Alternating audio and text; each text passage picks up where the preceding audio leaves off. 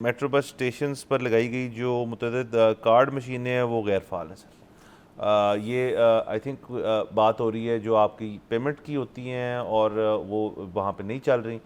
देखें आजकल के दौर के अंदर जो है ये मामलात जो हैं ये कई जगह मशीनें जो हैं ये नहीं चल रही होती और अमूमन मुझे इसमें ना ये लगता है कि बहुत सारे लोग जो हैं वो नहीं चलाना चाहते इन मशीनों को, क्योंकि अभी तक ये अनफॉर्चुनेटली ये जो कैश वाली चीज़ है ना लोग इसमें इंटरेस्टेड हैं।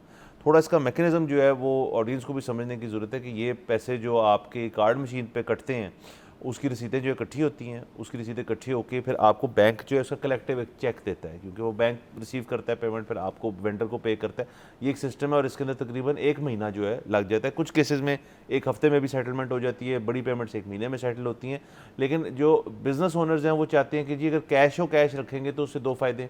एक तो ये है कि पेटी कैश या रेडी कैश या जो कैश है वो कंपनी के अंदर आ जाएगा, वो बुक्स पे नहीं आएगा, उसके अंदर टैक्स भी नहीं देना पड़ेगा उसके ऊपर, इसके ऊपर तो सीधे सीधे टैक्स की पक्की पर्ची निकल रही है। तो ये गैर फाल मेट्रो बस में क्यों है मुझे नहीं पता, बाकी जगहों पे क्यों होते हैं मुझे पता है।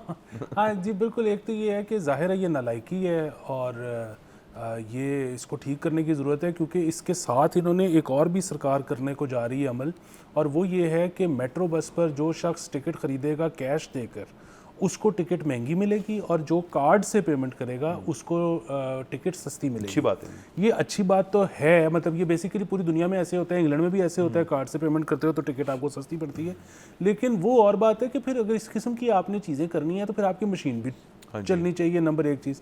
नंबर 2 चीज़ ये है कि सर वो आई डोंट नो, इंग्लैंड में तो अब उन्होंने ज़्यादातर बिजनेसेस कर दिए हैं कार्ड पे, कार्ड ओनली।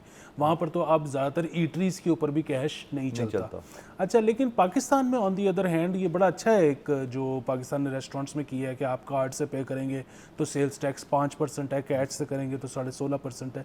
इस तरह की चीज़ें करनी चाहिए। अब मैं पाकिस्तान का अभी मसला जो है सबसे पहले तो ये है इकोनॉमी को डॉक्यूमेंट करने का। यहाँ पे टैक्सेशन वाला मसला मेरे ख्याल में तो सेकेंडरी है, क्योंकि अभी तो आपको पता ही नहीं है कि ऑफ बुक्स जो पैसा है वो है कितना। अच्छा, अब जो रेस्टोरेंट आपने जिक्र किया या कोई भी और XYZ बिजनेस आपने जिक्र किया, उसमें तो ये होता है ना कि आपके पास कैश आ गया, आपने आगे जो पेमेंट्स करनी थी वेंडर्स की वो आपने उसी कैश में से कर दी, और वो जो सिर्फ आपके पास सेविंग बची उसका आपने सोचा कि यार मैं मतलब बैंक में जमा कराऊं तो मैंने क्या रीज़न देना है, या फिर मैं तकिए के गुलाफ में रखूं या मैं अलमारी में बंद करके रखूं, मैं क्या करूं।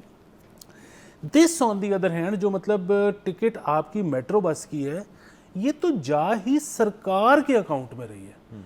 तो अगर ये डॉक्यूमेंट हो रही है तो मेरे ख्याल में सरकार को क्या प्रॉब्लम होना चाहिए। बहरहाल कोई एक्सपर्ट होगा जो हमें बताएगा कि इसमें क्या मसला है। बट इन एनी केस आपने टिकट सस्ती देनी है, महंगी देनी है कैश पे, मशीन तो बहरहाल चलनी चाहिए। सब्सक्राइब करें और बेल दबाएं ताकि कोई खबर रह न जाए।